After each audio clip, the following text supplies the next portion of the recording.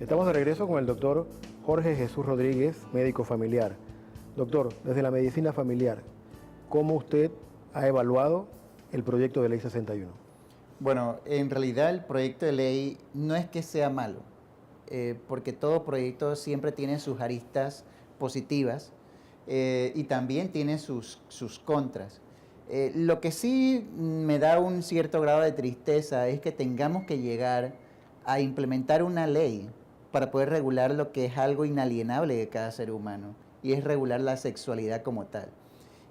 Aquí el punto radica en casualmente en poder fortalecer a esta persona en cuanto a lo que es su manejo de su sexualidad. Muy bien, en algún momento la sexualidad tiene sus puntos de funciones, como tiene que ejecutar ciertas funciones. Una de ellas es la parte erótica. Generalmente uno piensa, bueno, el erotismo, el placer, lo más común, pero no es la única. Está la función de la parte relacional, cómo yo me relaciono con el resto de las personas. Está la parte de la función afectiva, en que ya involucra un vínculo en mucho más arraigado. Y está también la función de procreación, que involucra ya el aspecto de la descendencia. Todas estas funciones tienen que ver con el aspecto, porque somos seres tridimensionales, o sea, nosotros no solamente somos carne y hueso, que es la parte del cuerpo, también somos una persona que tiene mente, donde influyen todos los pensamientos, porque nadie ve un pensamiento por ahí volando, pero eso existe. Y está la parte del espíritu como tal, aunque muchas personas probablemente lo nieguen en esta parte porque no lo pueden ver y no lo pueden palpar. Pero eso no significa que por el ciego, por no ver el sol, él diga que el sol no exista, porque lo siente. O sea, hay diferentes formas de poder identificar ciertas cosas. Y entonces aquí la sexualidad también tiene estas funciones que cumplir. No es lo mismo el tener sexo por tener sexo, en donde yo busco mi beneficio propio, la parte individual, mi satisfacción, a cuando ya yo busco una interacción con otra persona, una intimidad mucho más arraigada, entonces ya yo me preocupo de lo que piensa la otra persona, hasta llegar a lo que es la entrega total.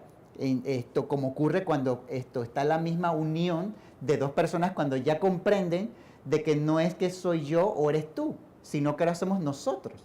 Y ese nosotros, cuando se llega a comprender eso, porque ahí es donde está el problema, es mi hijo, es tu hijo cuando hace algo malo, pero no, en realidad no es así, es nuestro hijo.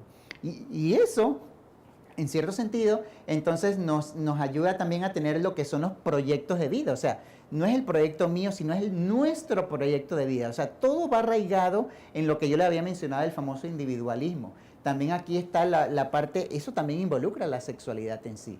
Entonces, el proyecto de ley, muchas veces, con solamente instaurar un proyecto no va a ser la varita mágica, o no va a ser el milagro que va a detener el problema actual que estamos teniendo. O sea, porque aquí estamos hablando de modificación de la conducta.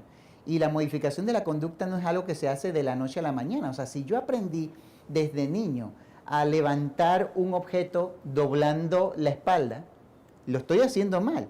Pero ya, cuando esté adulto, probablemente no lo haga porque lo hago automático, lo hago mecánico. Entonces es igual acá. La modificación de la conducta involucra un aspecto de 6 semanas consecutivas para poder ir modificando, digamos, una habilidad o una destreza que uno está teniendo. O sea, que uno tiene que estar allí pendiente. Y no hay mejor forma de hacerlo que con la familia. Esto obviamente fortalecido por otros miembros, como son la parte de la escuela. Porque ahí es donde viene el asunto. O sea, los padres de familia tienen su función, pero los maestros también tienen una función. O sea, si yo de repente veo un niño que es muy hiperactivo, un niño que de repente comienza, se distrae mucho, etcétera. O sea, hay sinnúmero de diagnósticos. No tiene síndrome de hiperactividad o tiene déficit atencional, pero en realidad no se preguntan de que, oye, ¿será que hay algo que ha cambiado en la familia? Y eso, entonces el niño lo está expresando de otra forma. Allí es donde esas son las señales de alarma que uno tiene que, digamos, prestarle atención para casualmente ayudar a estos niños o a estos adolescentes en algún momento determinado, en este sentido. Puede decirse, si le entiendo bien, doctor, que a su juicio el proyecto de ley atomiza a la persona y se queda solamente con lo físico, lo fisiológico del control de la sexualidad? Es correcto. En realidad, por ejemplo, el problema del embarazo adolescente no lo voy a resolver dando anticonceptivos a la mujer. Porque empezando por ahí, de que si yo le doy anticonceptivo a la mujer, ¿quién es la responsable de tomarse el medicamento? Es la mujer. La mujer. Y el varón hace sus manos así, como quien dice, eso no es conmigo. O sea, el problema saliste embarazada porque tú no te tomaste el anticonceptivo. O sea, el asunto, no, la sexualidad no es de uno o de otro, o sea, es de las dos personas.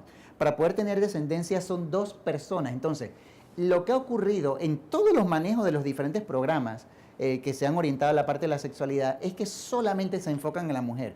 Y la parte de la masculinidad no se le empodera. Y uno lo tiene que ver, por ejemplo, al momento del parto.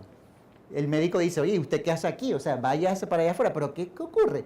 Casualmente en el momento del parto es cuando se forja el vínculo padre-hijo. O sea, la mamá lo ha tenido por 9 meses, nunca va a dudar de su maternidad. El papá es allí cuando lo forja.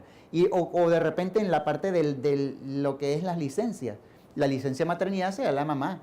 Pero ¿y el papá qué pasó? El papá también tiene un rol que cumplir casualmente en estos primeros días y tiene que tener ese nivel de responsabilidad. Pero es muy fácil irle quitando ese nivel de responsabilidad al padre, entonces el padre a la larga dice, no, esto no tiene nada que ver conmigo. Y entre otras cosas. Por ejemplo, otro de los problemas que hemos visto es que se enfocan nada más con el adolescente. Como si el adolescente fuera el culpable o de repente él no pudiera manejar sus hormonas o fueran unos animales desenfrenados. O sea, no es así. El 95% de los embarazos en Panamá, según las cifras del Instituto Nacional de Estadística y Censo de la Contraloría, el papá tiene entre 20 a 65 años. Estamos hablando que ya existen leyes que regulan eso, pero que no se están forjando o no se están llevando a cabo los debidos procesos. Entonces el problema no es el adolescente nada más. El problema también tenemos que ir orientando al adulto, porque este adulto también tiene que tomar toda esta fortaleza en cuanto a lo que es la parte de sus valores, sus principios, sus virtudes, entre muchas otras cosas más. O, por ejemplo, el hecho no es nada más el que, viene con una infección de transmisión sexual y yo vengo y te trato la enfermedad. ¿Y qué pasó con la promoción? ¿Qué pasó con la prevención? O sea, uno va a una instalación de salud, el médico nada más tiene 10 minutos para atender a una persona. En 10 minutos, olvídense que yo me voy a enfocar en que tiene que hacer promoción de la salud, en que yo tengo que educarlo, en que yo me enfoco en la enfermedad como tal. Y el adolescente no es una persona que se puede manejar en 10 minutos. Y mucho más la familia, porque el problema aquí radica en que nada más vemos el individuo. Y ese individuo no va a quedar solo, o sea, él vuelve y regresa a su entorno familiar, a otra realidad. Y la familia puede ser también causa de enfermedad, pero también puede ser apoyo a la enfermedad. Y por eso tenemos que buscarlo como un aliado, entre muchas otras cosas, ¿no? ¿Cómo con un proyecto de ley podemos entonces empoderar a los padres de familia y no hacer lo que pareciera que está pasando, que es solamente fijarse en el individuo que tiene un problema o que está en situación de riesgo? Bueno, es que en realidad el proyecto de ley, por ejemplo, si uno se enfoca nada más en la educación sexual, que es lo que están tratando de plantear, es cierto, es una realidad, es una problemática que estamos teniendo ahorita mismo, pero no es la única.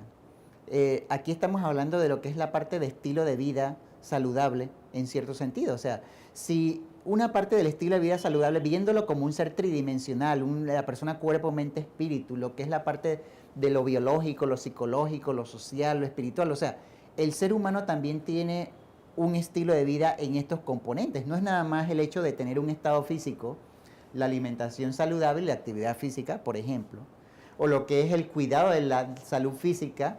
Yo voy al médico a hacer mis controles o al odontólogo, me tomo mis medicamentos, conozco cuáles, por ejemplo, son los nombres de esos medicamentos, sé cómo me los tengo que tomar, me pongo mis vacunas, o lo que es el aspecto, por ejemplo, en lo que es modificación de la conducta, lo que es identificación de conductas de riesgo, el tabaquismo, el etilismo, las drogas, prevención de factores de riesgo como tal, y ahí estamos hablando del uso del cinturón de seguridad, el manejo de esto en los carros, y lo que es la parte de la exposición solar y sobre todo la salud sexual y reproductiva.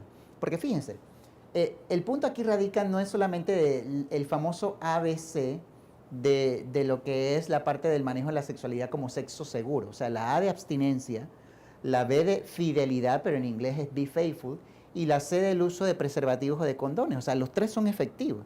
Pero el nivel de efectividad radica casualmente en el A y en el B. Hay países en donde solamente están enfocados en estos dos como tal y han tenido un impacto mucho más importante, por ejemplo, en aspectos como lo que es transmisión de VIH como tal. Países pobres en donde, por ejemplo, un tratamiento de antirretroviral, que es un medicamento que se utiliza para tratar el VIH, es muy costoso. Entonces, ellos han decidido el volcarse a lo que es la parte de la prevención y la promoción. Ok, estás en pareja, perfecto, sé fiel.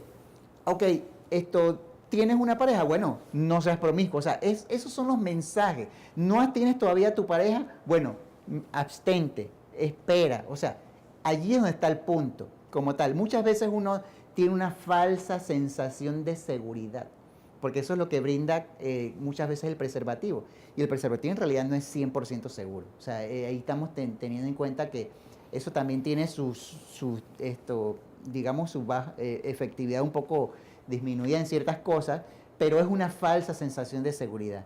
Y eso hay que tomarlo en cuenta en lo que es el enfoque de la ley. La ley solamente se enfoca, como habíamos mencionado, en el individuo, en la parte curativa, en lo que es el aspecto de la enfermedad, en el manejo, digamos, de la mujer, en lo que es el aspecto de la salud solamente. O sea, aquí estamos hablando de que son múltiples instituciones que tienen que trabajar para ello. Vamos a hablar de ese punto a la vuelta, cómo podemos cambiar la visión hospitalaria y de enfermedad a una visión de prevención y de integrismo. Claro. Cuando estemos de regreso con el doctor Jorge Jesús Rodríguez. Ya volvemos.